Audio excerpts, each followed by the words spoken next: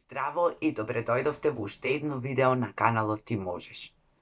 Темата на денешното видео е соочувањето со себе, а потоа и со се друго што не обкружува, со условите во кои што се наоѓаме, со состојбата во која сме, со се тоа што ни се допаѓа или не ни се допаѓа и понекогаш можеби и со тоа што сакаме да го промениме.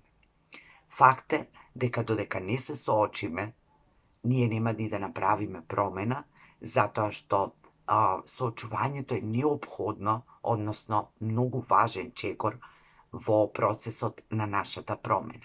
Со она што не сме се соочиле, едноставно нема ни да го промениме. Ке си остане така како што е. Соочувањето ни се случува и секојдневно. Соочуваме прво со себе си, со своите желби, потреби, потоа со своите реакции и постапки, особено во односите со другите луѓе, и приватно, и професионално. Се соочуваме со различни настани и ситуации на кои не секогаш сме подготвени, па треба да донесуваме брзи одлуки, да правиме избори, и токму поради тоа краткотрајно време кое ни е дадено за да ги решаваме сите тие ситуации, ние едноставно не размислуваме многу и реагираме.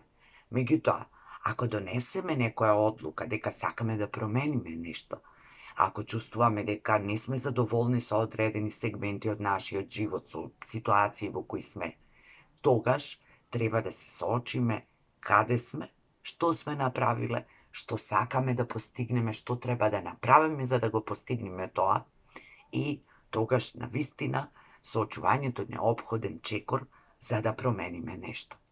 Се додека не се соочиме реално со тоа кои сме, каде сме, ние едноставно нема да направиме ништо поинако. Нема да направиме промена, нема да се придвижиме по некои различни патишта. Моите искуства и од односите приватно со луѓето и професионално со оние со кои работам еден на еден, покажале дека соочувањето не е секогаш едноставно.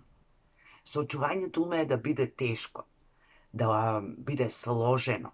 Луѓето не сакаат секогаш да се соочат со состојбата во која се наоѓаат, затоа што е понекогаш многу полесно да се залажуваме себе си, да негираме, да ги потиснуваме емоциите кои што ни ги предизвикува животот кој што го живееме.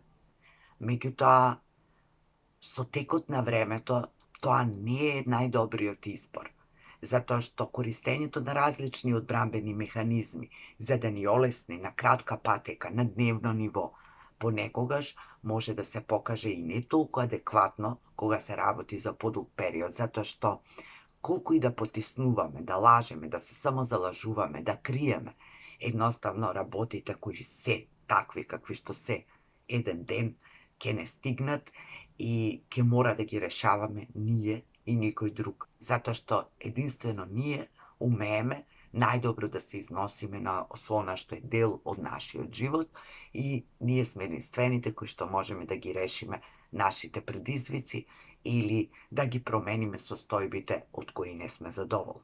Соочувањето не е лесно, затоа што прво ние така сме се увериле дека не сме подготвени да се соочиме, не сме подготвени да се прифатиме, не сме подготвени да се видиме, затоа што понекогаш нашата реалност се разликува многу од нашите желби, потреби, од тоа како сакаме да биде, како сакаме да изгледа, независно дали се однесува тоа за нашата професија, обкружувањето во кое се наоѓаме професионално, задачите кои ги извршуваме, или се однесува приватно на состојбата во нашето семејство, во бракот, во односите со пријателите, и тоа е неопходно за да можеме да направиме нешто поинаку.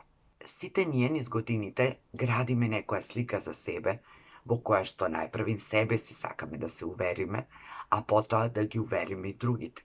Таа слика најчесто е позитивна, па сакаме себе си да се прикажеме како луѓе кои се среќни, задоволни, здрави, успешни, исполнети, и навистина би било убаво да е така, и постојат периоди во кои што тоа е навистина така. Меѓутоа, многу често ние ја одржуваме таа лажна слика од различни причини, Дали затоа што не сакаме да покажеме, затоа што се плашиме да покажеме дека можеби нема да бидеме разбрани, нема да бидеме прифатени. И на тој начин, колку што подолго ја градиме таа слика и се одржуваме и се обидуваме да ја одржиме и да веруваме во неа, толку некако подалеку сме од себе си и од она што навистина ни се случува. Тоа може да ни предизвика различни проблеми на психофизичко ниво и понекогаш кога навистина предизвиците ќе станат толку големи, кога ќе ни стане многу тешко и неподносливо, доаѓаме во ситуација во која што дури и не можеме сами да се соочиме и сами да се носиме со тоа што е како што е, туку понекогаш е потребно да побараме и помош. Барањето помош, овде пред се мислам на барање помош од стручни лица, значи разни тренери, психолози, терапевти и се понатаму доколку чувствуваме дека има потреба, понекогаш е неопходно. Понекогаш можеме да ги разрешиме тие ситуации преку разговори со блиски луѓе, понекогаш можеме да ги разрешиме и сами. Изборот е наш, односно треба да процениме како се чувствуваме, колку сме моќни, колку имаме умешност и знаење да го направиме тоа и зависно од ситуацијата, нели колку е сложена и тешка. Ако се работи за физичко здравје, тогаш нормално дека треба да побараме и адекватна помош за да си ги решиме и проблемите со физичкото здравје, но секогаш едното е поврзано со другото. Доколку се соочуваме со ситуации кои практично сметаме дека можеме сами да ги решиме, затоа што се чувствуваме доволно способни и доволно силни, тогаш сепак е многу важно да се соочиме со тоа каде сме, како сме дошле до тука и каде понатаму сакаме да одиме. И ако не го направиме тоа, ќе останеме таму каде што сме, во нашата зона на комфорот, каде што ни е познато, каде што ни е лесно, затоа што ни е познато можеби некогаш и едноставно, меѓутоа останува отворено прашањето дали ние ќе бидеме задоволни, исполнети и среќни со сето тоа што моментално сме и со состојбата во која се наоѓаме, нормално и условите кои што во одреден период ни се дадени. Соочувањето не е лесно и едноставно, затоа што најчесто е поврзано со нови избори, со одлуки кои треба да ги донесеме, со промени кои треба да ги направиме понатаму. А самиот процес на соочување кај нас може да предизвика најразлични чувства. Значи, ние може да се осудуваме себе си, да бидеме многу критички настроени, да добиеме некаква потреба да се вреѓаме, да се казнуваме за она што не сме успеале, понекогаш на свесно, понекогаш на несвесно ниво.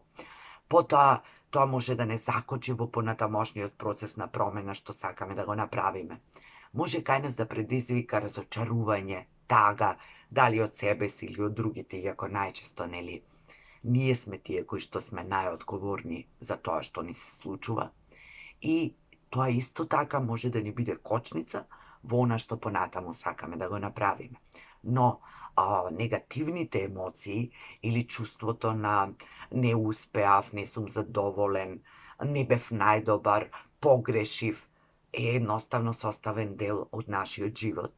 И ние би било убаво да можеме да прифатиме дека ни животот и ќе грешиме, и ќе пробуваме, и нема секогаш да бидеме најдобри и најуспешни, меѓутоа тоа ни се нашите искуства, нашите лекции, од кои нешто во минатото сме научиле и денес едноставно знаеме во такви ситуации како да направиме нешто поинаку. И затоа треба да бидеме благодарни за искуствата кои што сме ги имале.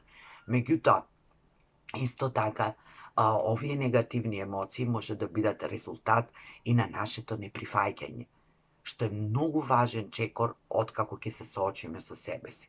Значи, соочувањето со тоа што сме и каде се наоѓаме оди заедно со прифаќањето. Затоа што ако не прифатиме, тогаш ние ништо не сме направиле. Тогаш остануваме заглавени во да, добро, така е, знам, верувам, признавам, тврдам, меѓутоа не одиме понатамо. Тогаш најчесто остануваме во она приказна да, знам, ама, и следуваат еден куп оправдувања, објаснувања кои што Никому нему се потребни, а нам ни прават штета, односно не заглавуваат, не држат во место таму каде што сме.